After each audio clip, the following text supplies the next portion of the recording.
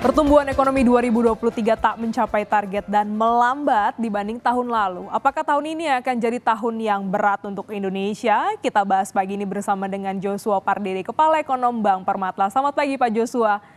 Selamat pagi, Glenis. Iya, sebelumnya kita optimis pertumbuhan ekonomi kita akan melesat begitu, melebihi 5,3 yang sebelumnya jadi target. Tapi dirilis kemarin bahwa kita hanya berada di 5,05%, lebih rendah dibanding 2022. Jadi sebenarnya apa yang menjadi hambatan? Ya, saya pikir kalau kita menilai kinerja pertumbuhan ekonomi 2023 ini sebenarnya tidak jelek, karena kalau kita bandingkan dengan negara-negara dalam anggota G20 sendiri, kita mungkin di bawah India sedikit ya, dan juga China. Jadi kita melihat bahwa resiliensi ekonomi Indonesia di 2023 ini sangat dipengaruhi ataupun sangat ditopang oleh konsumsi rumah tangga yang masih berkontribusi cukup besar ya, lebih dari 50%.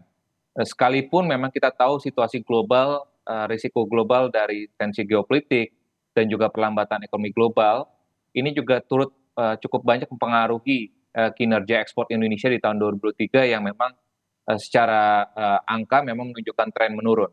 Karena permintaan misalkan dari China ataupun dari US dan juga Eropa ini mengalami penurunan sejalan dengan aktivitas ekonomi di negara-negara tersebut yang juga melambat.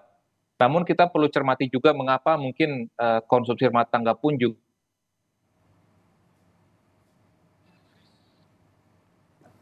Nampaknya ada gangguan komunikasi kami bersama dengan Bapak Joshua.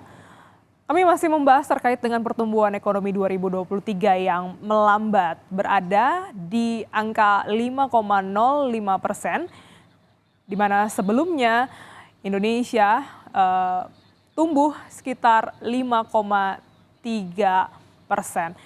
Dan memang kalau kita lihat bagaimana PDB kontribusi wilayah untuk kontribusi pertumbuhan ekonomi, Pulau Jawa memang selalu lebih unggul ya. Kita lihat angkanya berada di 57,05%, saudara. Dan ini tumbuh sekitar 5,96%. Namun data pada 2023 menunjukkan ada wilayah lain ya, seperti Sulawesi, Maluku, Papua ini berada dari Indonesia Timur yang memberikan pertumbuhan ekonomi cukup signifikan.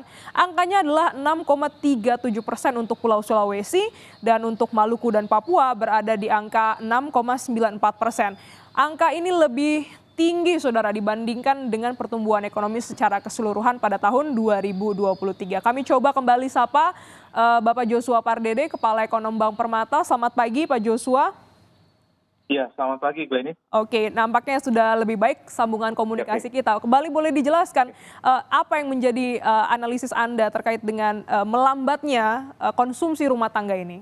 Iya, konsumsi rumah tangga ini melambat, salah satunya adalah dipengaruhi oleh penurunan konsumsi untuk makan minuman, dan ini terindikasi jelas akibat kenaikan inflasi pangan akibat faktor dari El Nino. Jadi memang kita melihat bahwa El Nino ini telah mempengaruhi penurunan produksi pangan, sehingga inflasi pangan terutama beras meningkat, sehingga konsumsi makanan secara umum juga mengalami penurunan, dan itulah menjadi penyebab mengapa konsumsi makanan minuman ini yang berkontribusi paling besar ya terhadap konsumsi rumah tangga ini juga mengalami penurunan. Sehingga itulah yang kita lihat bahwa selain ekspor tadi dari sisi faktor globalnya, lalu juga dari sisi domestiknya, dan kita juga melihat bahwa sekalipun investasi di 2023 ini menunjukkan tren yang meningkat sebenarnya dibandingkan dengan 2022. Ini sekalipun memang ada faktor pemilu di dalamnya, tapi kita melihat bahwa kinerja investasi fixed investment ini masih menunjukkan kinerja yang cukup baik. Oke, kalau kita lihat memang dari awal pasca pandemi, kita masih dalam proses pemulihan ekonomi pasca pandemi. Indonesia, pemerintah cukup optimistis bisa meningkatkan pertumbuhan ekonomi. Sektor mana saja yang masih bisa dimaksimalkan supaya kita ini tidak terjebak di angka 5%, Pak Joshua?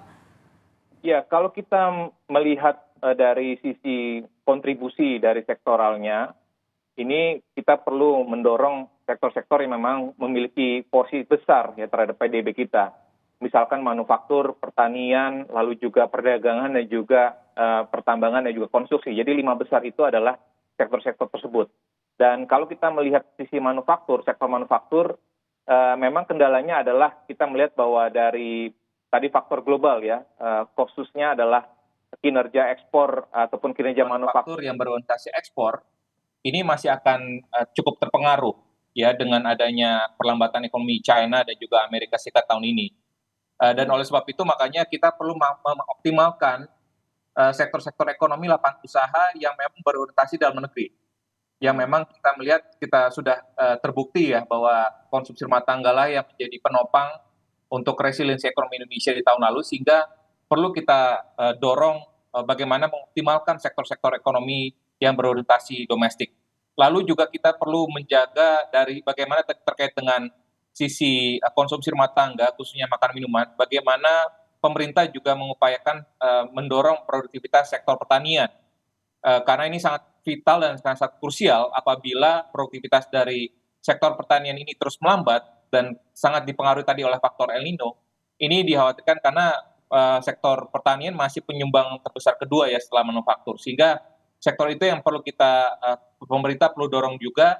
Selain itu juga yang perlu saya highlight adalah bagaimana peran besar dari pemerintah ya, karena kalau kita melihat investasi khususnya PMTB itu masih kita perlu didorong dari sisi public investment ataupun investasi publik, khususnya dari sisi bagaimana belanja modal pemerintah, yang dimana kita tahu bahwa di tengah apalagi di tahun politik ini investasi swasta cenderung masih wait and see, sehingga memang investasi pemerintah atau publik ini memiliki peran besar sekali untuk bisa menjaga momentum investasi, sehingga nanti pada akhirnya pertumbuhan ekonomi pun juga bisa kita pertahankan. Tadi juga sudah disampaikan bagaimana pertumbuhan di luar Jawa seperti Kalimantan itu juga ditopang oleh investasi terkait dengan pembangunan IKN, sehingga proyek-proyek strategis nasional, proyek-proyek infrastruktur pemerintah ini juga perlu kita pertahankan momentumnya agar tetap bisa menjaga momentum pertumbuhan di tahun ini.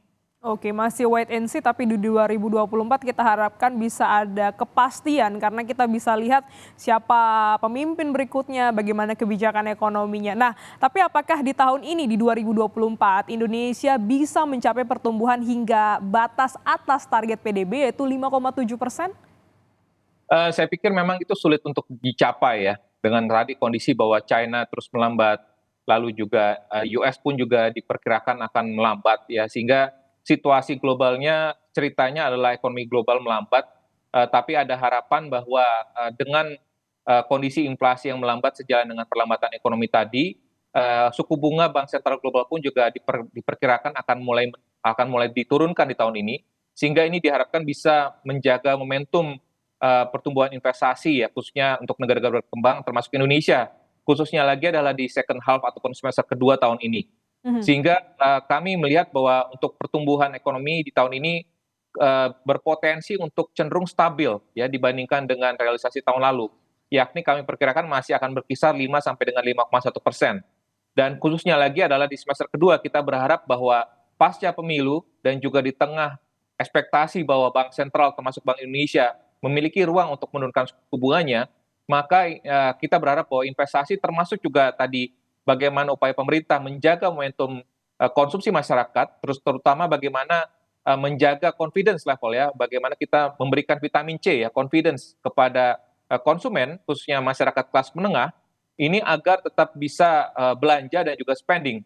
Dan ini bisa kita manfaatkan misalkan bagaimana momentum pertumbuhan konsumsi tadi itu menjaga spending masyarakat, karena kita melihat bahwa misalkan hari libur di semester 1 ini kan cukup besar ya, cukup banyak. Jadi bagaimana pemerintah mengoptimalkan menjaga stabilitas harga, khususnya menjaga agar tidak terjadi kenaikan yang cukup signifikan dari harga pangan, termasuk juga tadi untuk kelas menengahnya bagaimana mendorong menciptakan situasi yang kondusif dan juga memberikan insentif-insentif agar spending masyarakat kelas menengah tadi itu bisa tetap terjaga. Oke, saya tegaskan sekali lagi karena kita bentar lagi mau pemilu, Pak Joshua. Jadi pemilu itu sedikit sekali ya kontribusinya terkait dengan PDB ini. Ya, kalau kita melihat di satu sisi investasi ini masih cenderung wait and see ya. Ini yang sangat tren yang sudah kita lihat sejak pemilu 2004, 2009, 14 dan 19. Ini memang investasi, khususnya investasi asing, ini cenderung mengalami perlambatan secara sementara. Namun pasca pemilu memang trennya akan ada dampak positif ya, ataupun ada harapan besar dari investor asing. Sehingga itu dampak negatifnya dari sisi investasi akan cenderung wait and see. Namun konsumsi kita melihat bahwa kegiatan pemilu ini kita melihat jelas bahwa aktivitas ataupun anggaran pemilu langsung dari pemerintah pusat di tahun ini sendiri hampir sekitar 40 triliun rupiah. Sehingga tentunya ini diharapkan dapat bisa mengakselerasi ya spending masyarakat, dan ini juga bagaimana lembaga non-profit yang melayani rumah tangga LNPRT ini juga berdampak meningkat ya kalau kita lihat dari sejak kuartal keempat tahun lalu kinerjanya. Dan kita berharap juga dari sisi sektoralnya, misalkan berkaitan dengan perdagangan, logistik, ya, lalu juga dengan terkait dengan media juga, ya, ini karena aktivitas pemilu, ya, sektor-sektor tersebut ini diperkirakan akan cenderung mengalami kinerja yang meningkat, ya, sehingga itu diharapkan akan bisa menjaga momentum, sehingga kalau kita melihat net-netnya semestinya akan ada dampak sedikit positif ya pada pertumbuhan ekonomi. Namun tadi kondisi globalnya ini harus kita mitigasi, misalkan dengan diversifikasi tujuan ekspor Indonesia yang menjadi non tradisional, dan juga bagaimana meningkatkan produktivitas sektor-sektor produksi kita sekaligus juga meningkatkan nilai tambah ya. Jadi oleh sebab itu kita melihat bagaimana meningkatkan nilai tambah dari produk pertanian, perikanan, pertambangan ya. Ini juga bagaimana kita bisa mendorong investasi ke arah sektor-sektor padat karya, sehingga harapannya pertumbuhan ekonomi kita akan bisa bertahan dan juga cenderung stabil ya. Kita berharap karena kondisinya proyeksi global sendiri cenderung melambat, sehingga kalau kita bisa bertahan saja stabil, saya pikir ini menunjukkan kinerja ekonomi Indonesia yang cukup baik. Baik, terima kasih Kepala Ekonom Bank Permata Joshua Pardede telah bergabung di Kompas Bisnis.